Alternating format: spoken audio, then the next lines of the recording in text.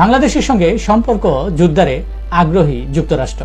Donald লুর সঙ্গে বৈঠক ও নৈশভোজের পর সাংবাদিকদের একথা জানান প্রধানমন্ত্রীর শিল্প ও বিনিয়োগ উপদেষ্টা সালমান এফ রহমান। মার্কিন সহকারী পররাষ্ট্রমন্ত্রী ডোনাল্ড লুকে নিয়ে এত মাতামাতি কেন, এমন প্রশ্ন তুলেছেন আওয়ামী লীগের সাধারণ সম্পাদক সড়ক পরিবহন মন্ত্রী ওবায়দুল কাদের। তিনি বলেছেন, ডোনাল্ড লু নিজ দেশের এজেন্ডা বাস্তবায়নে আলোচনা করতে এসেছে, তাকে আমরা নিমন্ত্রণ করে আনিনি। তিনি আরো বলেন, ডোনাল্ড লু বাংলাদেশে এলেও তাদের ভিসা নীতি সহ কোনো ইস্যুকেই কেয়ার করি না।